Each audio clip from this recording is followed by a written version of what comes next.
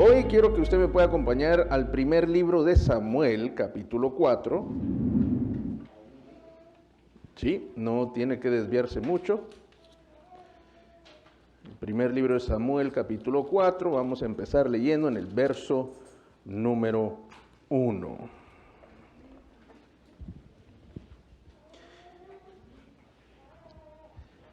Dice el verso 1. Y Samuel habló a todo Israel por aquel tiempo. Salió Israel a encontrar en batalla a los filisteos, y acampó junto a Ebenezer, y los filisteos acamparon en Afec. Los filisteos presentaron la batalla a Israel, y trabándose el combate, Israel fue vencido delante de los filisteos, los cuales hirieron en la batalla en el campo como a 4,000 hombres. Cuando volvió el pueblo al campamento, los ancianos de Israel dijeron: ¿por qué nos ha herido hoy Jehová delante de los filisteos? Tráiganos a nosotros de Silo el arca del pacto de Jehová, para que viniendo entre nosotros nos salve de la mano de nuestros enemigos. Y envió el pueblo a Silo, y trajeron de allá el arca del pacto de Jehová y de Jehová de los ejércitos, que moraba entre los querubines, y los dos hijos de Elí, Ofni y Finés, estaban allí con el arca del pacto de Dios. Aconteció que cuando el arca del pacto de Jehová llegó al campamento, todo Israel gritó con tan gran júbilo que la tierra tembló.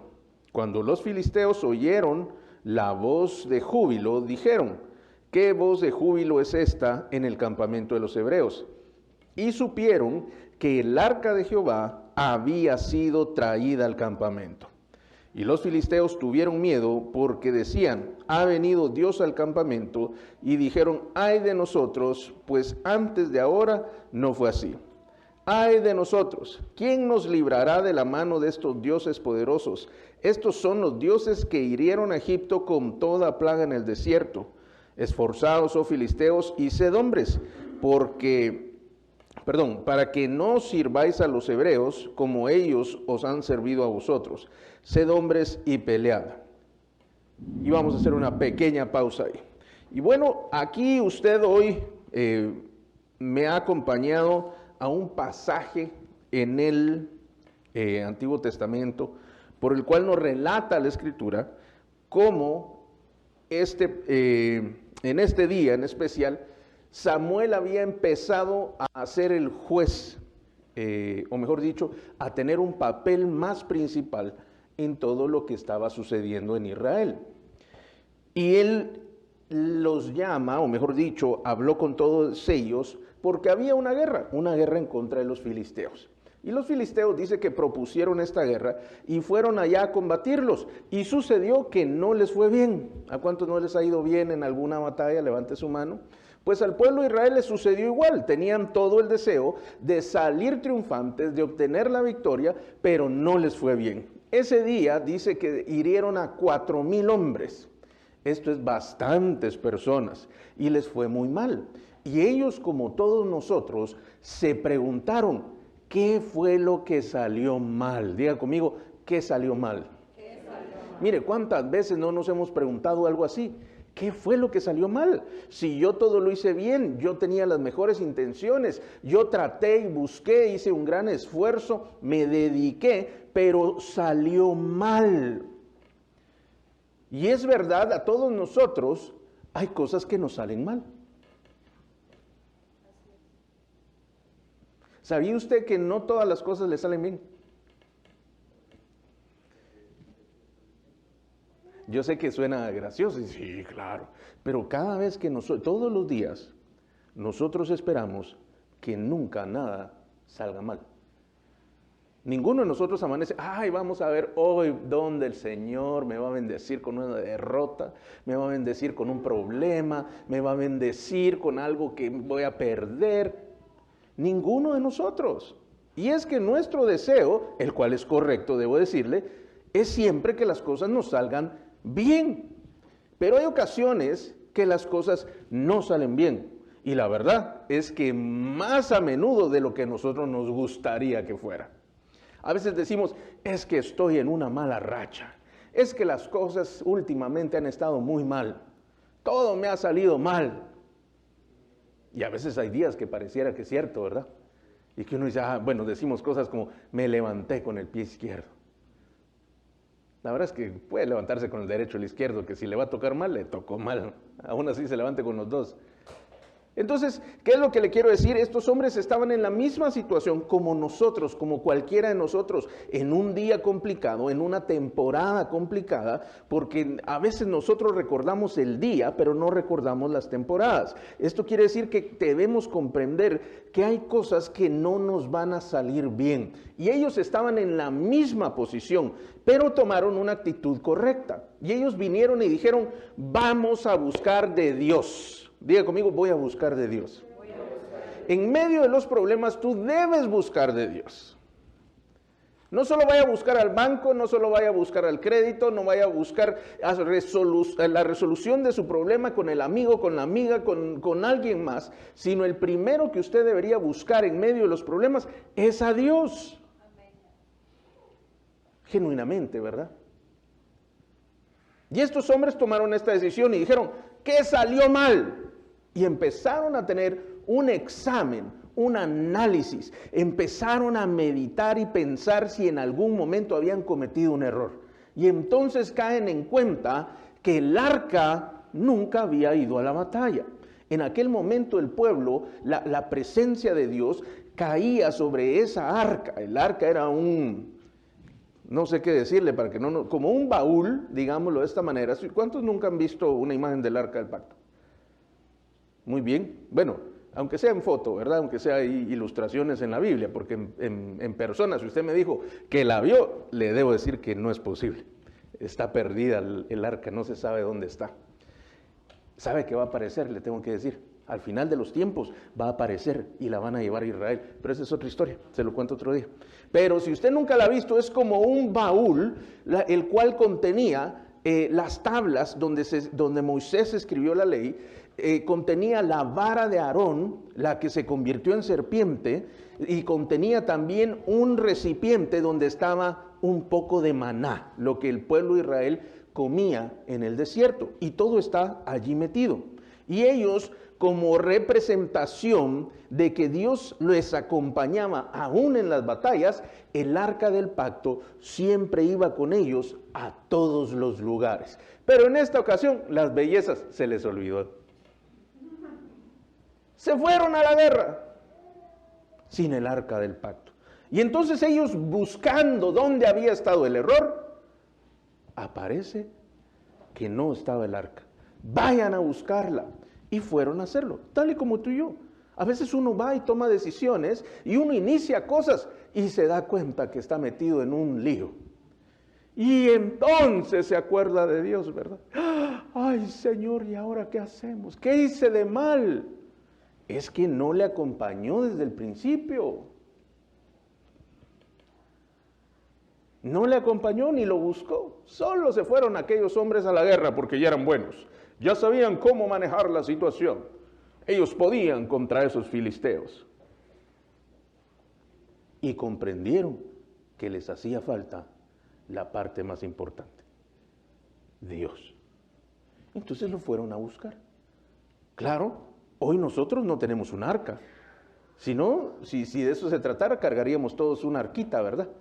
Y ahí en el carro, en la casa, la acompaña, cual si fuese un amuleto. En el caso de ellos era distinto, porque la presencia de Dios descendía en ese lugar. Es decir, ellos la llevaban porque donde estuviera el arca y ellos invocaran el nombre de Dios o buscaran de Dios, la presencia de Dios iba a descender en ese lugar. Así Dios lo había establecido.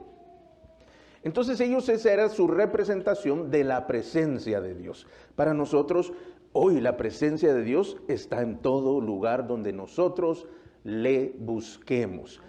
Óigame bien, la presencia de Dios no se manifiesta en todo lugar, aunque esté en todo lugar. Es que Dios está en todas partes, dice la gente, ¿verdad? Y es verdad, Dios está en todas partes, pero Él no se manifiesta en todos los lugares. Usted no está en la disco y el Señor ahí con usted.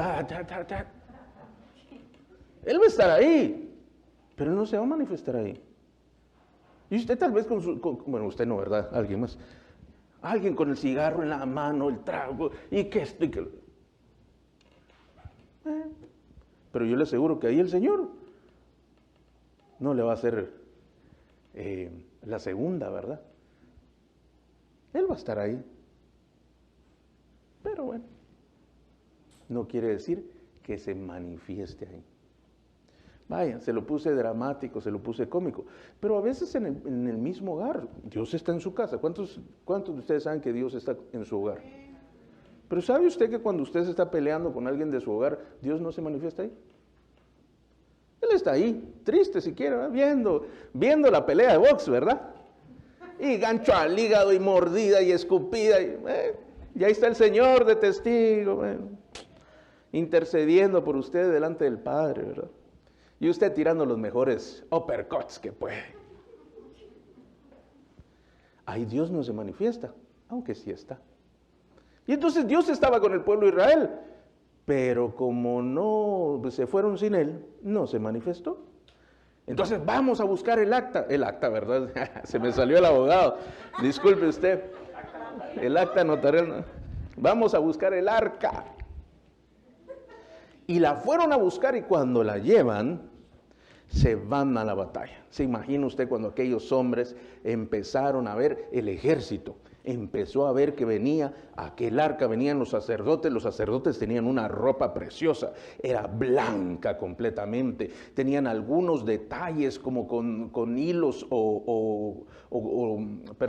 correas con engastes de oro, cositas muy bonitas, particulares, que se distinguían de todo el pueblo. Hoy nosotros es fácil tener ropa blanca, ¿cierto? Bueno, más o menos fácil, pero cuando usted recién la compra, está bien blanquita, ¿verdad? Y entonces, usted cualquier momento viene, pues no se le ensucia, tiene detergentes, tiene cosas que limpian especiales, removedores de manchas, suavizantes, aromatizantes, tiene una máquina que se la lava, tiene otra máquina que se la seca y también hay máquinas para planchado, ¿verdad? No sé si usted tiene una de esas, pero también hay máquinas para planchado. Y entonces al final uno no hace nada más que ser el modelo de la pieza, completamente blanco. Pero en aquel momento, en el desierto, sin luz eléctrica, sin lavadora, sin secadora, sin jabones que para la ¿cómo es que se llama? Para la tela, mantener ropa blanca era algo muy exclusivo. ¿Sí? ¿Se acuerda que ellos eran agricultores? ¿Se acuerda que ellos eran ganaderos? ¿Se imagina usted un vaquero vestido de blanco? No dura ni 10, 15 minutos y ya está, pero café de vuelta. Entonces cuando aquellos hombres vieron la vestidura blanca, símbolo de su dedicación a Dios. Ah, qué bonito, ¿eh? Con aquel cofre recubierto de oro. Y atrás venía, pues no era la banda, sino eran los que interpretaban los cánticos, la música que utilizaban. Iban detrás con los shofares. Aquello debe haber sido imponente en medio de miles de personas, porque los ejércitos no eran de 200, 300, eran de decenas de miles. Y empiezan a pasar aquellos hombres. Seguro que los soldados sintieron una nueva fuerza, sintieron la presencia de Dios, la unción, y dijeron, hoy sí almorzamos filisteos a mediodía. Es como cuando usted está en medio de un problema, y alguna vez le ha pasado, que usted siente la unción, o siente la presencia de Dios en medio de un problema. ¡Hala, qué rico! Dice uno, y uno siente un escalofrío, le recorre una electricidad por todo el cuerpo. Dios está aquí, dice uno. Todo va a salir bien. ¿Cuántos pueden decir eso? ¿Sí? ¿Alguna vez le ha pasado? Que usted sabe que en medio de algún problema Dios se manifestó, y uno dice, aquí todo va a salir bien, Dios está conmigo. Dios, diga conmigo, Dios está conmigo. Y entonces Dios se manifiesta de lo espiritual a lo material. A veces por medio de hasta alguna percepción que tenemos en el cuerpo, ¿verdad? Y uno siente algo de parte de Dios y es como una garantía, una seguridad de que todo va a estar bien. ¿Cuántos pueden decir amén? Amén. Y a estos hombres les pudo haber sucedido lo mismo. Y efectivamente ellos empezaron a ver cómo se acercaba el arca y llegaba hasta el lugar de la batalla. Y aquí creo que ahí nos quedamos y escuchar, y cuando ellos llegaron, dice la Escritura, que fue tan impactante, tan importante para ellos y tan reanimante que empezaron a celebrar. Dieron un gran grito de júbilo, así como cuando la selección mete gol. ¿Qué gritamos todos? ¡Gah! Mire, se oye en los apartamentos, en los edificios cercanos se oye cuando la gente grita, cuando meten un gol, ¿verdad? Cuando fallan también gritan, pero se oye más cuando meten un gol. Sí, cuando fallan dicen algunas cosas que no puedo repetir, pues. Pero cuando meten gol, uno sabe que metieron gol porque todos dicen gol. Así ellos han de haber gritado, pero fue tan fuerte el grito que lo escucharon en el campamento. Y la tierra tembló. Ay, ay, ay. Ahora póngase en el lugar de los filisteos.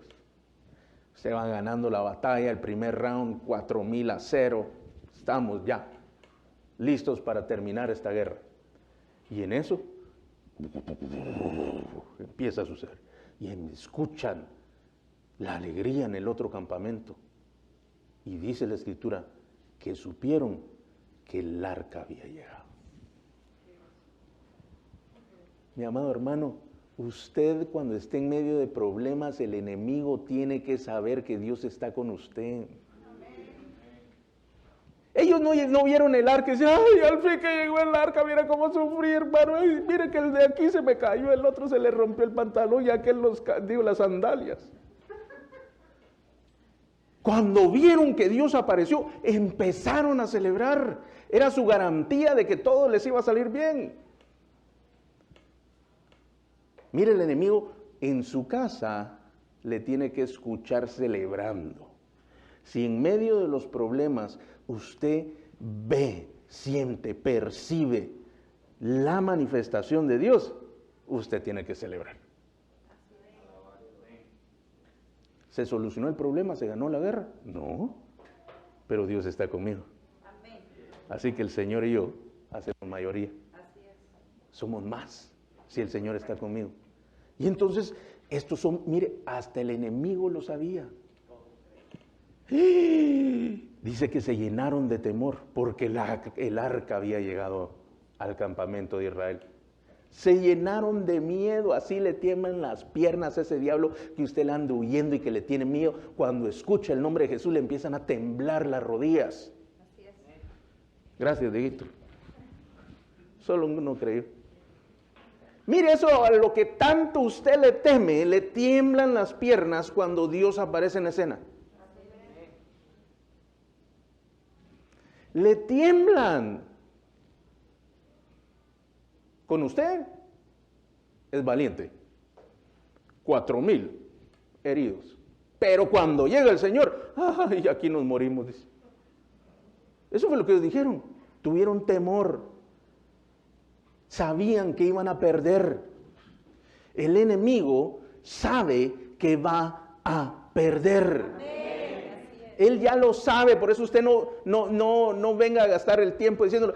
Te recuerdo, él ya sabe, no le recuerde nada, déle órdenes que se retire de su vida y lo ignora y se acabó. Vengo a convencerte del por qué Jesús te venció en la cruz. Perfecto, pero no gaste su tiempo ni su saliva. Usted utilice la autoridad del Señor, se planta y Él obedece, Él teme. Mire, la Escritura dice que los demonios creen en Dios porque saben que le hay y le temen más que los humanos. Entonces, cuando ellos lo supieron, temieron y dijeron, aquí nos morimos. Hasta aquí todo está bien, pero mire lo que dice a continuación. Verso número 8, empecemos del 8. Dice, ay de nosotros, ¿quién nos librará de la mano de estos dioses poderosos? Mire, el poder de Dios es tan fuerte que cuando Él está con usted, usted se empieza a parecer a Él. La luz, el poder, la unción que está en el Señor, ahí le empieza a recibir usted y parece como que si es también parte del equipo del Señor, ¿verdad? Que lo somos sus hijos, ¿cierto? Pero me refiero a que también en lo espiritual usted se empieza a ver hasta distinto. Si lo viéramos así, le puedo decir que cuando usted está lleno de la presencia de Dios, usted recibe la unción de Dios, usted brilla. Ese amén está algo fuera de tiempo, como les costó 3 segundos. ¿Será posible? Digo amén o digo no, ¿qué digo? Sí, viendo. No, es en serio. Si nosotros pudiéramos abrir nuestros ojos al ámbito espiritual y nos pudiéramos ver, nosotros brillamos por causa del Señor. Se recuerda que es Jesús el que está en nosotros, que Él es luz. Cuando Él se manifestó en aquel monte, como Él era con Juan, Jacobo y Pedro, dice que ellos lo vieron y empezó a brillar. Esa es la forma de Jesús. Si usted lo mira, Él es brillante. Dice que sus ojos son como de fuego, sus pies como de fuego, sus manos como que si fueran fuego. Él es como una luz. Yo no les sé decir si por el poder, si por la unción, si por la santidad o por todas ellas u otras que ni siquiera mencioné. No se lo sé decir, pero el Señor brilla. Él es la luz del mundo. Y esa luz está puesta en ti. Por lo tanto, tú también brillas. Y por eso dice, nadie pone una vela debajo de un cajón, sino la pone en un lugar alto para que le dé luz a todos los demás. Entonces dile al que está al lado, tú brillas. Tú brillas. Pero dígaselo así como que sí brilla. Yo sé que está morenito, pero dígaselo como que está más clarito. Tú brillas. Por causa del Señor, no por causa suya, que conste, ¿verdad? Entre más del Señor tenga usted, más brillante se ve en lo espiritual. A veces a uno le pasa una temporada, ¿verdad? Y apenas como que es velita de cumpleaños, ¿verdad? Y que ya se va a apagar, solo se mira ahí un puntito rojo. Pero usted tiene que ser como un bosque incendiándose por el Señor. Amén. Muy bien. Y entonces dice que estos hombres sabían que iban a perder. Dice la segunda parte del verso 8. Estos son los dioses que hirieron Egipto, recordando lo que Dios había hecho en Egipto, con toda la plaga en el desierto. Ellos ya sabían lo que les iba a pasar. Dice el verso 9. Pero miren lo interesante. Esforzaos, oh filisteos y sed hombres, para que no sirváis a los hebreos como ellos os han servido a vosotros, sed hombres y pelead. Pelearon, pues, y miren pues, ellos a pesar de que sabían que iban a perder, hicieron la batalla. ¿Por qué se lo digo? Ay, qué bien los filisteos. No, es que el enemigo hace eso. Él ya sabe que va a perder, pero va a hacer la batalla. Él de todas formas va a ir a molestar a su casa. Pero pastor, ¿por qué me viene a molestar? Es que es necio. Ya sabe que va a perder, pero va a hacer el intento. Así que usted también tiene que estar pilas. Es que el Señor, yo ya oré, ya ayuné. No, pero no le importa. De todas formas le voy a ir a hacer la guerra. Pero el Cristo ya ganó en la cruz. Así es, pero es necio. Y de todas formas va a ir a hacer el intento. ¿Está ahí? Mi hermano, es que estamos en medio de una guerra y yo no quisiera que usted pensara que por el hecho de que hay una manifestación del enemigo que se le va a plantar allá enfrente de su casa, allá enfrente del trabajo, en medio de sus amigos, en medio de su familia, y por el hecho de que Dios ya nos dio la victoria y la autoridad sobre el enemigo, no va a haber una guerra. Es que la va a haber. Ya le dije. Y a veces uno no sale tan bien librado como uno quiere. Lo importante es que usted salga librado. Y entonces ellos hicieron su intento, dice el verso número 9, el verso 10, pelearon pues los filisteos e Israel fue vencido. Y huyeron cada cual a sus tiendas. Y fue hecha gran mortandad, pues cayeron de Israel 30,000 hombres de a pie. Mire que si yo hubiera estado en aquel tiempo, yo me hubiera arrancado los cabellos que no tengo. ¿Cómo es posible? La fórmula estaba bien hecha. Todo lo habían hecho bien. ¿Qué fue lo que sucedió? ¿Se acuerda que ellos ya habían preguntado? Ellos ya habían buscado de Dios. Fueron a buscar a Dios y ahora les fue peor. 4,000 heridos en la primera vuelta. Y en la segunda vuelta, después de haber orado, ayunado, fueron 5 fines de semana seguidos a la iglesia. No faltaron a sus reuniones de Zoom porque estaban emproblemados, ¿verdad? Y entonces, como estaba afligido, hacían todo para que el Señor estuviera con ellos. Y lo hicieron. Y al final de la cuenta, 30,000 muertos. 4,000 heridos, 30,000 muertos. ¿Y sabe quién los llamó? Samuel. Samuel habló con el pueblo, dice. Y se metió en un problema. Es como cuando yo le digo, Dios le va a prosperar. Y viene usted la semana siguiente, pastor, fíjese que me despidieron. Y yo entiendo a Samuel, porque los convoca con la fe y lo que Dios le había inspirado. Y la cosa sale mal. Muy mal. Y estos momentos, mi amado hermano, yo quiero que usted comprenda que después de esta derrota, ellos no solo perdieron a los 30,000 hombres, ellos les capturaron el arca. No se lo voy a leer porque es muy largo el texto. Les quitaron el arca. Murieron 30,000 hombres, murieron los hijos del sacerdote principal, murió el principal sacerdote. Y lo peor de todo es que les habían quitado el arca. Su garantía, su clave para las victorias, se las habían quitado. Y como hubiera dicho aquel superhéroe vestido de rojo, con antenitas de vinil, hoy, ahora, ¿quién podrá ayudarnos?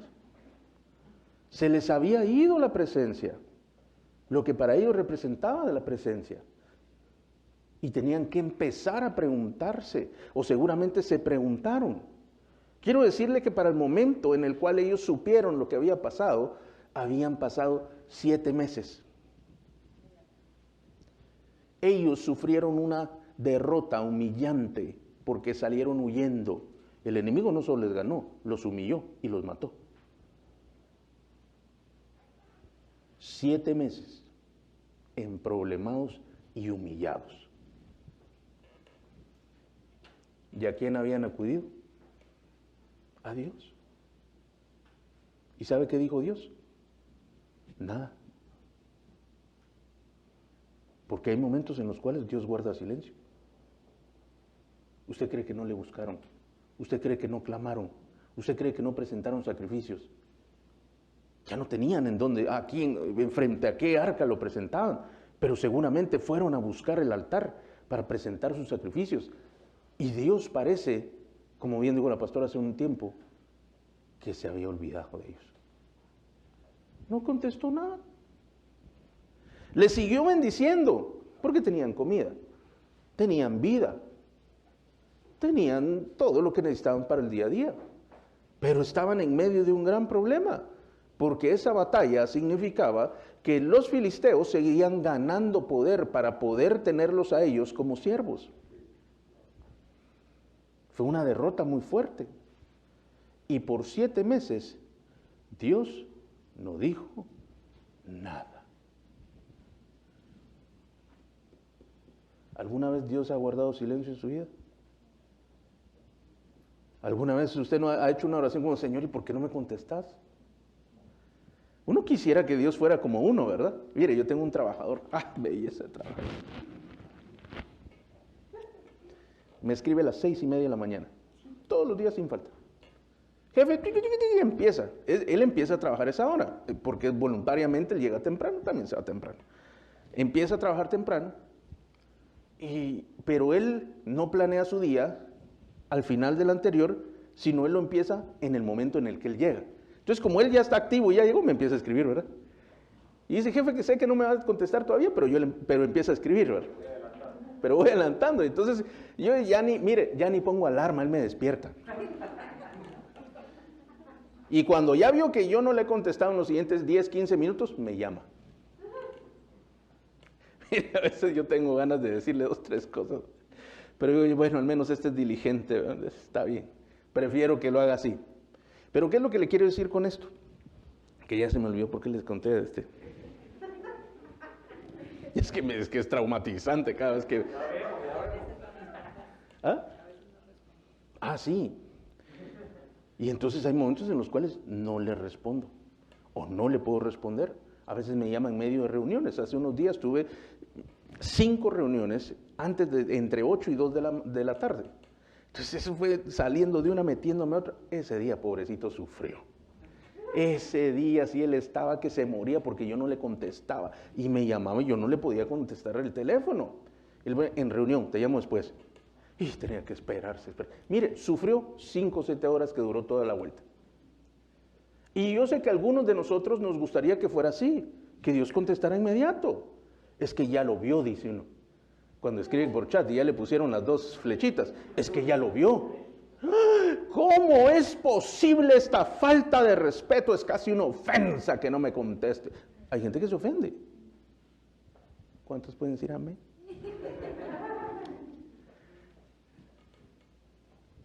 No le contesta. Y con 2 flechitas azules. Ya no le escribo más. ¿Cierto o no? Sí. Ah. Pero se lo hacemos a Dios también. Es que Dios no me contesta. Dios no me resuelve. Dios no me hace el milagro. Dios no me da la victoria. Muy pocos permanecen escribiendo, Señor, sé que estás ocupado, pero de todas formas te acuerdo. Ahí te acordás de mi oración. Recuérdate cuando tengas tiempo. No le hablamos así a Dios, pues estoy haciendo como nosotros diríamos. Pero muy pocas personas permanecerían escribiéndole a alguien que no les contesta. No digamos que no le agarra el teléfono. Muy pocos. Pero ¿sabe usted que le hacemos exactamente lo mismo a Dios? Hay áreas en nuestra vida que ya no oramos. Como Dios nos respondió, ya no oramos por eso. De plano que no, dice. Y uno lo deja al azar. ¿Sí? No dije que uno lo deja a la mano de Dios, lo deja al azar. Que sea la voluntad de Dios, dice uno. No, eso yo me libro y es una moneda al aire y lo que salga, eso es. Cuando se deja la voluntad de Dios, uno sigue insistiendo en que Dios obre. Que sea la voluntad de Dios. Dios, haz tu voluntad, haz tu voluntad. No, que sea lo que sea. Dios sabe, es su voluntad. Eso es mentira, mi amado. Eso es una irresponsabilidad suya. Es culpar a Dios de lo que va a pasar y no asumir su propia responsabilidad. Si lo hizo bien, le sale bien. Si lo hizo mal, le sale mal. Pero si lo hizo bien y no le salió bien, es porque Dios algo va a hacer. Al menos eso usted debería pensar. Pero como algo va a ser Dios, yo tengo que seguirle insistiendo a Dios. No lo dejo ahí, lo que Dios quiera. En la punta del Titanic, ¿verdad?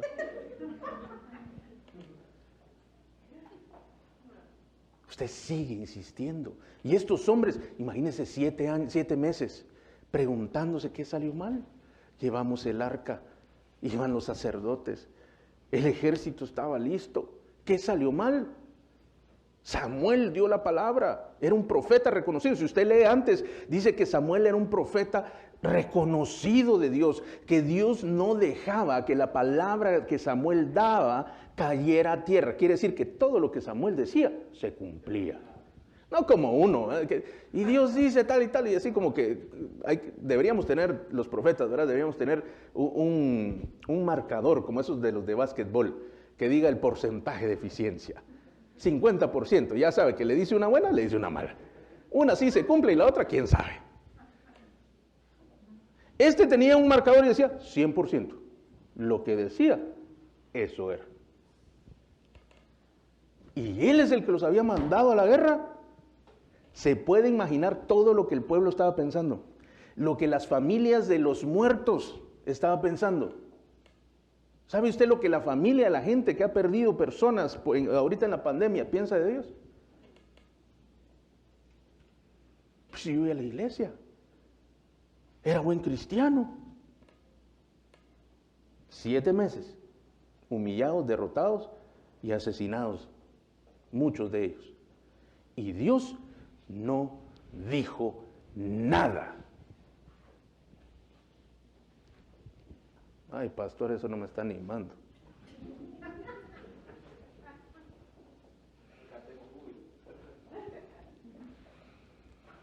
Y alguien podría pensar, ¿acaso no era mejor tener 4,000 heridos?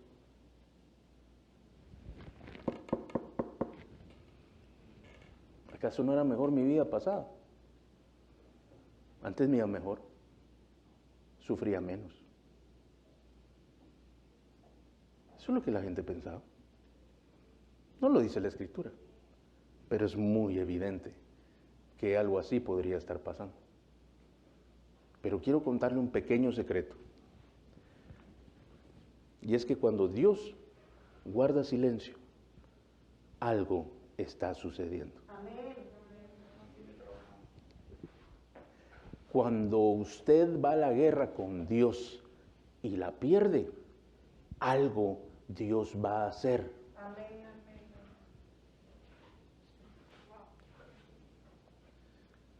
7 meses pasaron y ellos no sabían, lloraban por el arca, lloraban por la derrota. Pero quiero contarles lo que pasó en los siguientes 7 meses. Acompáñenme al versículo 2 del capítulo 5. Ahí mismito. Capítulo 5, verso 2.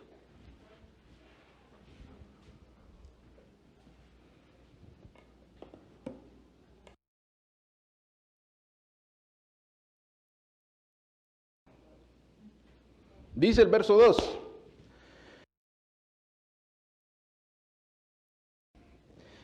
Y tomaron los filisteos el arca de Dios y la metieron en la casa de Dagón y la pusieron junto a Dagón.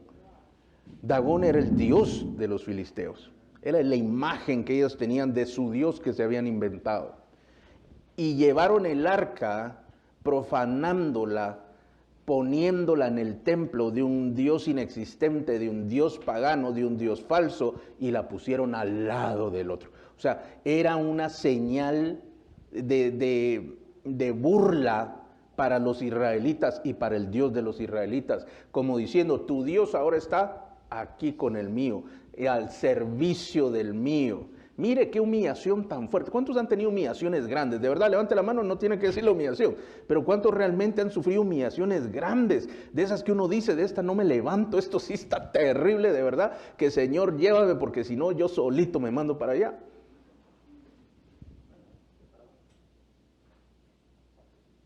Esto estaban sufriendo aquellos hombres. El arca de Dios al lado de Dagón.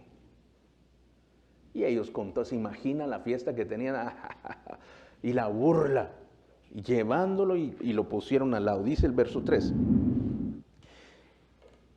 Y cuando el siguiente día los de Asdod se levantaron de mañana, he aquí Dagón postrado en tierra delante del arca de Jehová.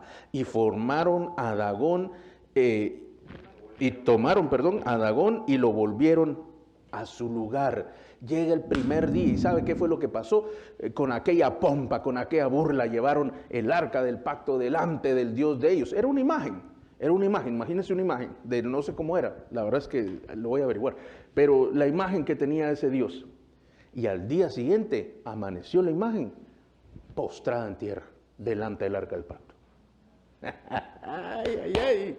Yo no sé si usted me está entendiendo, solo yo soy el que está contento. Un día pasó la noche, a la mañana siguiente, ya esa imagen estaba en el lugar que merecía, postrado delante de Dios. Sigue diciendo, pero se pone más bonito, mire. Y lo levantaron, dice, y tomaron a Dagón y lo volvieron a poner en su lugar. Verso número 4. Y volviéndose a levantar de mañana, el siguiente día, he aquí que Dagón había caído postrado en tierra delante del arca de Jehová, y la cabeza de Dagón y las 2 palmas de sus manos estaban cortadas sobre el umbral, habiéndole quedado a Dagón el tronco solamente. Ahí mismo aquella imagen la decapitó el Señor y le cortó las manos. Y la volvió a tirar a tierra. ¿Y sabe cuántas personas estaban ahí? Ninguna, solo Dios. Entonces aquellos hombres se acuerdan que habían llevado como denigración, como burla, el arca del pacto al templo de su Dios. Y su Dios estaba siendo humillado en ese mismo momento. Su Dios estaba quedando sin cabeza, eso quiere decir sin autoridad, y le estaban quitando las manos, que quiere decir sin poder, sin capacidad de hacer. Dios mismo estaba derrotando al Dios de ellos por medio de estas señales. Número 1, les dijo, ese su Dios a mí me hace los mandados. Ese su Dios está debajo de mí. Número 1, luego viene y dice, lo seguimos levantando, dice, y lo levantaron. Con que lo levantan, ahora yo le quito la autoridad y le quito el poder que él tiene sobre ustedes. Y lo vuelvo a poner en su lugar. Verso 5. Por esta causa los sacerdotes de Dagón y todos los que entran en el templo de Dagón no pisan el umbral de Dagón en Asdod hasta hoy. Y se agravó la mano de Jehová sobre los de Asdod, y los destruyó y los hirió con tumores en Asdod y en todo su territorio. Y viendo esto, los de Asdod dijeron, no quede con nosotros el arca de Dios de Israel, porque su mano es dura sobre nosotros y sobre nuestro Dios Dagón. Convocaron pues a todos los príncipes de los filisteos y les dijeron, ¿qué haremos del arca del Dios de Israel? Y ellos respondieron, pásese el arca del Dios de Israel a Gat. Y pasaron allá el arca del Dios de Israel. Y aconteció que cuando la habían pasado, la mano de Jehová estuvo contra los de la ciudad con gran quebrantamiento, y afligió a los hombres de aquella ciudad, desde el chico hasta el grande, y se llenaron de tumores. Y ellos, mire, cayeron en cuenta que algo raro estaba pasando. Su Dios estaba siendo humillado, y empezaron a temer de vuelta, y empezaron a hablar, y dijeron, ¿qué vamos a hacer? Devuelvan el arca. No podemos tomar de esto, porque esto no es con nosotros. Devuelvan el arca. Y la mandaron para otra ciudad. Es como que aquí les dijeron, mira, hay un problema, aquí está el arca, se las mandamos a los de Chepo, y la mandaron para Chepo, porque estaba más cerca de Israel. Entonces, y los de Gat estaban diciendo, ¿y estos qué quieren con nosotros? Nos quieren matar. Y dice que la mandaron, y se empezó a hacer más fuerte la mano de Dios sobre aquel pueblo, de tal manera que les empezaron a salir tumores a todos. Vino una plaga sobre ellos. Y le voy a seguir contando, no solo vino esa plaga, llegó una plaga de ratones. ¿Se imagina? Esa gente entraba a su casa lleno de ratones. Pero no que había una rata, 2 ratas y 3 ratitas. Es que estaba lleno de ratones. Era una plaga. Donde iban aparecían ratones. Entonces imagina usted, la gente, sabiendo que habían tomado el arca del pacto, estaban llenos de tumores, ratones por todos lados. Dice, estos son lo que le estaba pasando a Egipto. Devuélvanles el arca. Y fueron a consultar a sus sacerdotes, a sus brujos, a sus cosas, y les preguntaron, ¿qué hacemos? Y ellos les dijeron, devuelvan el arca. Y no solamente se los devuelvan, paguen un precio, preséntenles una ofrenda. Y dice la escritura que les hicieron 5 por cada uno de los príncipes que ellos tenían. El pueblo constaba de 5 estados, digámoslo así, o de 5 departamentos, 5 provincias. Cada uno de los jefes de la provincia, cada uno de los príncipes tenía que presentar un tumor. Un tumor era una piedra de oro. Y tenían que hacer un ratón de oro para poder presentarle como ofrenda y pedirle perdón a Dios porque le habían tomado el arca. Y como nadie se atrevía a ir con el arca de regreso a Israel, dice la escritura, que lo montaron sobre, y les dijeron, móntenlo en una carreta, con dos vacas, y que vayan también sus corderitos ahí con ellos, porque entonces seguían caminando recto. Y las mandan, y ahí meten la ofrenda también, y la mandaron, y dice la escritura que ellos dijeron, el camino donde ellos iban tenía una bifurcación, una iba para un pueblo y otra para otro pueblo, y que si ellos iban hacia la bifurcación A, entonces ellos iban a saber que había sido Dios el que les había causado todo esto, Jehová. Y si iba a la B, entonces había sido un accidente, dice la escritura. Y entonces mandaron a la carreta en piloto automático con 2 vacas sobre aquel camino. Y dice que las vacas iban, y cuando tocaba el cruce para Bet-Semes, que era el lugar donde ellos decían que era el lugar que si tomaban era la confirmación de que Dios había hecho todo esto, las vacas iban a cruzar para el otro.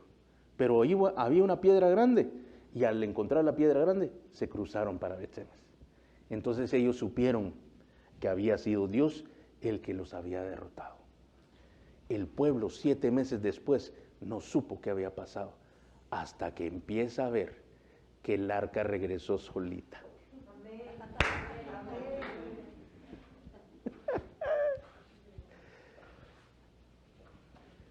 Tu arca, tu milagro vendrá solito. ¿Se acuerda el silencio de Dios? Dios se olvidó de nosotros. Dios no se olvidó de nosotros. Se fue a ganar la guerra él solito por ti. Él no necesitaba de Israel, él solito se va así. Bueno, vamos para allá. Y se dejó atrapar, digámoslo así, ¿verdad? Dejó que tomaran el arca para ir a avergonzar a su Dios, para que de tener una causa, de poder causar y traer un juicio sobre ese pueblo que constantemente y durante toda la Biblia, hasta el día de hoy, mis amados, sigue haciéndole la guerra al pueblo de Israel. Si usted quiere saber quiénes son los que atacan a Israel en Medio Oriente, siguen siendo los filisteos. Los descendientes de ellos son los palestinos. Hasta el día de hoy, miles de años después, siguen haciendo exactamente lo mismo, casi 4,000 años después, sigue pasando lo mismo. Pero ese día, Dios los venció solitos. Amén. Él guarda silencio porque está ganando una batalla para ti. Él no dice todas las cosas porque es muy probable que tú y yo estropeemos el plan de Dios.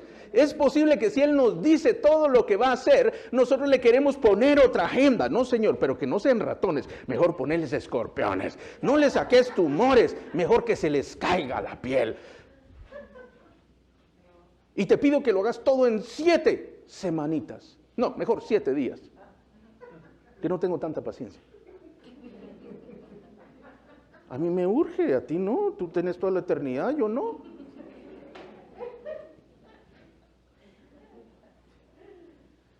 ¿Qué hizo el pueblo de Israel en 7 meses? ¿Qué harías tú en 7 meses? Hoy algunos venimos creyendo por un milagro. Amén. Pero ¿qué pasa si yo te digo que Dios no te va a dar ninguna respuesta? Es más, van a pasar 7 meses. ¿Qué pasa que yo te digo, si yo te digo que van a pasar 7 meses y vas a sentir como que no está Él contigo, que su presencia no está ahí? ¿Qué hizo el pueblo en aquel momento? La Escritura no lo dice, pero yo te digo, ¿qué pasaría hoy? Algunos se desaniman, algunos dejan de creer, algunos cuesta, empieza a pensar uno, a crear escenarios, a crear explicaciones ficticias, a crear situaciones que no han venido, que no van a pasar. Y uno pregunta, ¿dónde está Dios? ¿Y por qué Dios no habla? ¿Por qué Dios no se manifiesta? Yo sigo yendo a la iglesia, yo sigo orando, yo sigo buscando. ¿Y por qué Dios no toma una postura? Y te voy a dar la clave de toda victoria. Y es que cuando Dios calla, solamente el conocerle a Él te puede sostener. Te lo voy a poner así. Cuando no tienes la respuesta de alguien, solamente si conoces a esa persona, sabes lo que esa persona va a hacer. Si usted es una persona puntual todo el tiempo y la gente lo conoce porque es puntual y un día no aparece una reunión, los que le conocen van a decir, algo pasó, porque él es puntual. Algo sucedió. No es posible, es que él siempre hace esto, hoy algo sucedió. O si usted es una de las personas que cumplen su palabra, no importa que la situación o la dificultad, uno es conocido por ser una persona cumplida. Y a veces el hecho de conocer a la persona nos permite tener una respuesta aunque no hable. Si alguien le ofreció a usted algo que es una persona cumplida, aunque se tarde, aunque no le dé respuesta, la persona lo va a cumplir. ¿Sabe qué hacemos nosotros? Llamamos. ¿Dónde estás? ¿Qué estás haciendo? ¿Por qué no has hecho?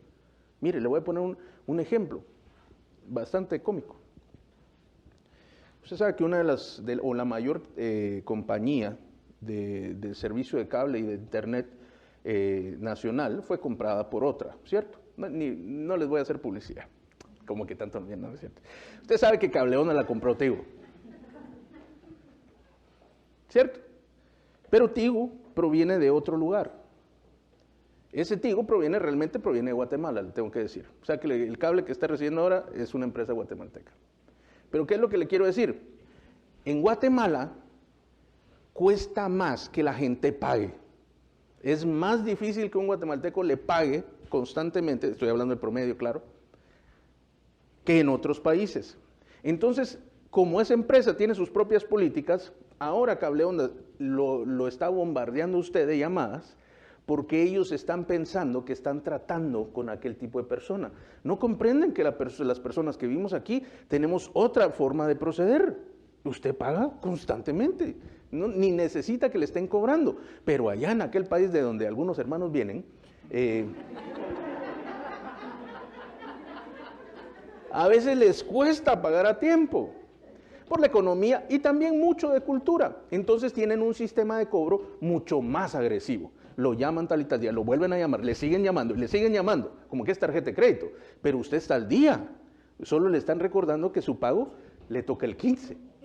Pero tienen el estilo de cobrador asesino y serial. ¿Por qué? Porque al que conocen no paga. Pero el que está aquí, la empresa local sabe que el panameño paga. Y algunos sí es bandido, pero es muy poco porcentaje a la mayoría.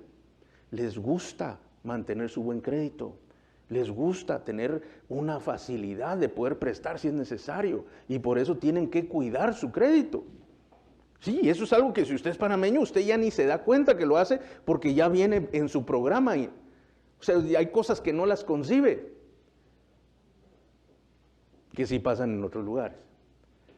Entonces, cuando usted conoce a la persona, usted sabe su respuesta. Amén.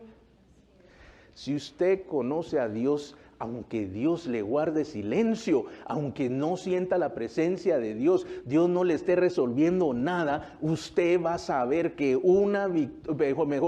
que una batalla en la cual Dios le acompañó y que usted la perdió, va a ser trasladada, va a ser hecha una victoria mayor.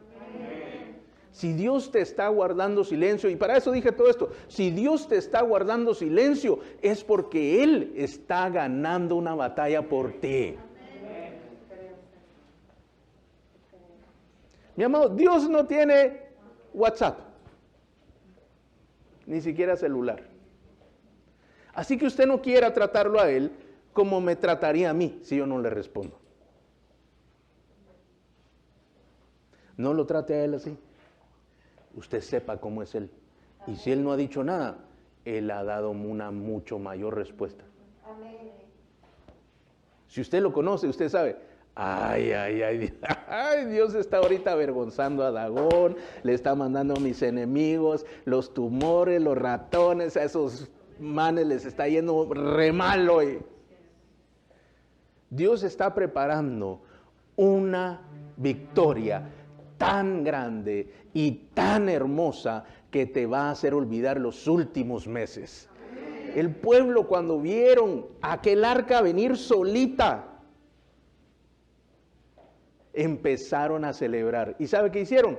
Le hicieron un sacrificio a Dios. Lo primero que hicieron es que le presentaron su honra y su honor que Dios merecía. Por medio del arca, por supuesto. El arca, perdón. Y tomaron el arca y no sabe de dónde sacaron la leña. De la carreta que les habían mandado. ¿Y sabe de dónde sacaron el sacrificio?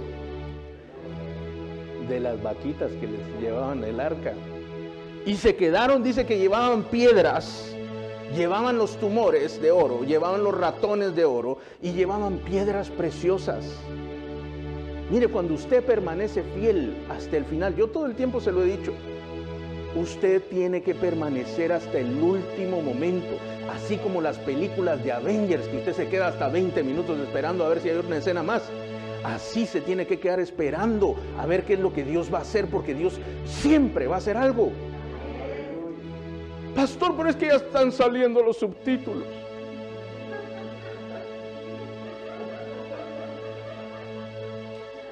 Ya pusieron la música lenta.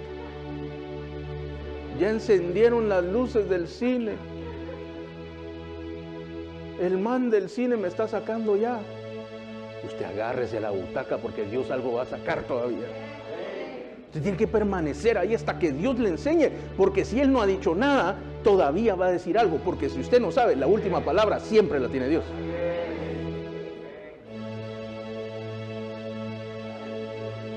A veces ahí le pasa a uno así con las películas. Se acabaron las letras, ya no hay música, la pantalla está en negro, y el que sabe que algo va a salir, se queda esperando. Y uno se queda en el cine, ¿verdad? ¿Cuántos se han quedado en el cine esperando la última escena? Ah, no puedo creer yo. Va en la casa, pues, en la casa. Esperando la última escena. Y son bandidos los directores porque le ponen uno la pantalla en negro, ¿verdad? Por unos segundos. Ay, unos no puede ser. De verdad no va a salir nada. Y pasan 2, 3, 4, 5 segundos y dicen, híjole, todo no valió la pena. Parece que valiera la pena esa última escena, ¿verdad? Más que toda la película. Y después de unos segundos, vuelve a aparecer. Y le adelanta lo que va a venir, ¿verdad? Dios hace exactamente a veces igual. Él deja, guarda silencio, se desaparece, entre comillas. Y uno puede sufrir por 7 meses. Y uno puede llorar por 7 meses. Y uno podría venir y hasta negar que Dios está con uno y alejarse de Dios como muchos lo han hecho, porque no han obtenido una respuesta, porque Dios no me concedió, dice. Como que tuviéramos un derecho sobre Dios, ¿verdad? Pero algunos se quedaron esperando las últimas escenas. Algunos creyeron que Dios iba a aparecer, aún a pesar de que las cosas estaban concluidas. Dios tiene el poder para aparecer aún después que todo esté liquidado. 7 meses después el pueblo de Israel ya no esperaba nada. 7 meses después ellos se daban por conquistados. 7 meses después no volvieron a luchar. 7 meses después no estaban buscando de Dios, ni siquiera sabían dónde estaba el arca de Dios. Y por un camino venía el arca, sola, con su propio sacrificio, con su propia leña para el fuego, con su propia provisión y riquezas que había obtenido para el pueblo de Israel. Así que el que conoce a Dios, y con esto cierro, confía en Dios siempre. Confía en Dios siempre. Se lo voy a decir una vez más. Confía en Dios siempre. No cuando las cosas van bien únicamente, no cuando todavía tiene fe, cuando la fe se debilitó, cuando la fe está titubeando. Allí tienes una decisión por tomar: continuar creyendo que Dios puede hacer un milagro o permitir que los filisteos tengan la victoria. Estoy seguro que Samuel algo debió saber, porque no parece que él se lamente en aquel momento, sino como todo buen hombre que confía en Dios y le conocía, probablemente salía al camino eventualmente a ver de dónde vendría aquella arca, donde Dios devolvería lo robado, lo quitado, lo perdido. Y Dios le cumplió y le devolvió el arca con sacrificio, con ofrenda y con victoria. Así que hoy tú puedes cerrar tus ojos y ponerte en el lugar de Israel. Y todos nosotros tenemos batallas en las cuales pareciera que Dios no ha obrado. Pareciera que pasa el tiempo, pasan los días, semanas, y para algunos de ustedes han pasado años. Y algunos de ustedes han perdido la esperanza. Y han pensado y han dicho: mejor me olvido de aquello que Dios me dio. Mejor me olvido de lo que le he pedido a Dios. Has dicho: he creído por mucho tiempo, he esperado de ti. Yo sé que tú puedes, pero no sé si quieres hacerlo conmigo. Yo lo he visto en alguien más, pero no sé por qué en mi vida no ha sucedido. ¿Habrá algo de malo en mí? ¿Habrá algo que tú has visto que no te agradé? ¿Qué fue lo que hice mal?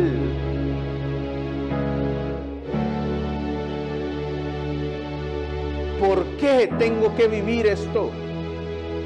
Si yo creí en ti, yo tomé la decisión por ti.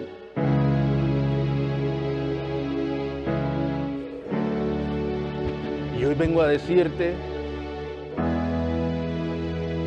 que hay una carreta en camino, que hay una carreta en tu dirección. Algo se aproxima en la lejanía, algo se ve al fondo de aquel camino. Hay algo que reluce, una pequeña luz, un pequeño brillo al final del camino. Algo se está acercando. Hay algo que se acerca. Hay algo que se acerca. Viene lento, pero se está acercando. Hay algo que en el camino se está aproximando y brilla. Algo se está aproximando. Así empieza a avanzar y avanzar. Y pareciera que no es nada, porque de repente se empiezan a ver otras cosas. Aquella gente vio 2 animales, unos becerros que venían junto con los animales, y algo seguía incrementando su brillo.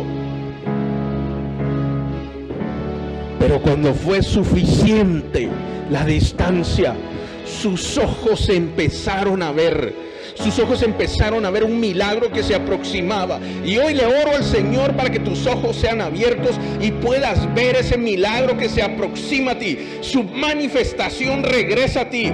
Esa manifestación que estuvo contigo regresa a ti. La alegría regresa a ti. La paz regresa a ti. El gozo regresa a ti. Hay milagros que empiezan a acercarse, milagros que empiezan a acelerar su paso hacia tu dirección. Aunque por algún tiempo sufriste, aunque por algún tiempo lloraste, aunque por algún tiempo creíste y luego dudaste, Dios no te va a fallar. Aquella carreta va a venir, porque Dios mismo está ganando la batalla por ti. Dios no te invitó a la pelea, Él se encargó de la pelea. Dios no te llamó a que fueras, porque Él viene en camino a ti. Gracias, Espíritu de Dios. Hoy permite, Señor, que cada uno pueda ver, Señor, cómo se acerca y se aproxima esa manifestación tuya sobre su vida. Él se acerca, se acerca, se acerca. Oh, sí, tú sabes que viene en esa carreta. Tú sabes que viene trasladado desde aquel lugar, desde el lugar de tu derrota, viene trasladada una victoria a tu propio lugar.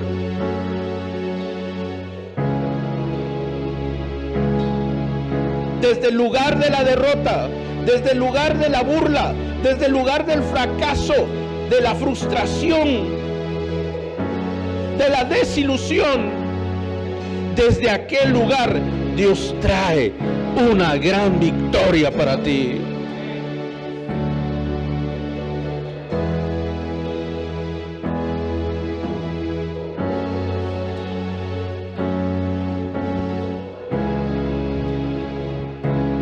Gracias, Espíritu de Dios.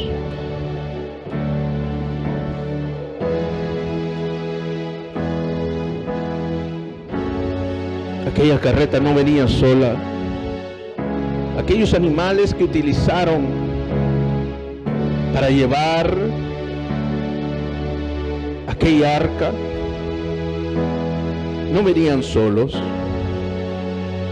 Eras tú, Espíritu de Dios, aún guiando aquellas bestias, aquellos animales, para que tomaran el camino correcto. Dios mismo está liderando la caravana que viene a tu encuentro. Dios mismo está guiando la caravana que viene con tu provisión. Dios mismo está trayendo esa caravana que viene por el milagro que estás esperando. Así que este día, así como el pueblo de Israel, tú debes levantar tu voz y agradecer y dar un grito de júbilo, porque Dios está regresando. Él no se fue, Él permitió que lo llevaran para obtener aquella gran victoria, y así como regresa, así debe ser la celebración, porque Él es la garantía de tu victoria. Él es la garantía de aquel milagro que estás esperando.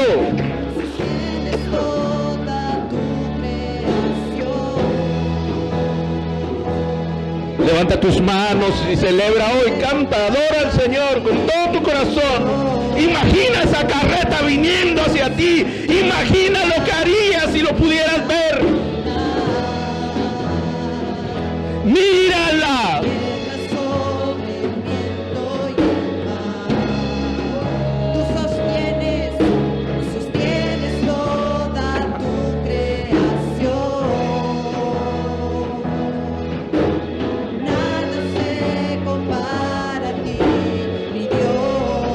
Dígaselo una vez más, tú que guardas mi caminar, gobiernas sobre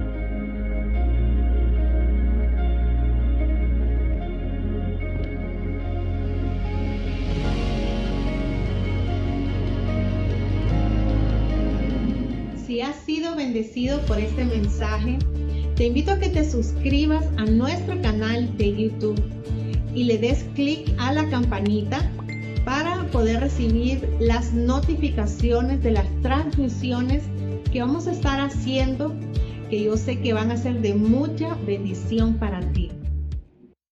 Familia, estamos atravesando tiempos en los que no podemos perder la fe ni la esperanza en nuestro Señor. Prepararnos es muy importante, y qué mejor que hacerlo con la palabra de Dios y oración. Es por eso que te invitamos a nuestro tiempo de palabra y oración, cada noche a las 9:30, impartido por nuestros pastores Jaime y Mercedes Soberanes. Seguro recibirás una palabra de gran bendición para tu vida y concluiremos orando por ti. No te lo pierdas. Acompáñanos.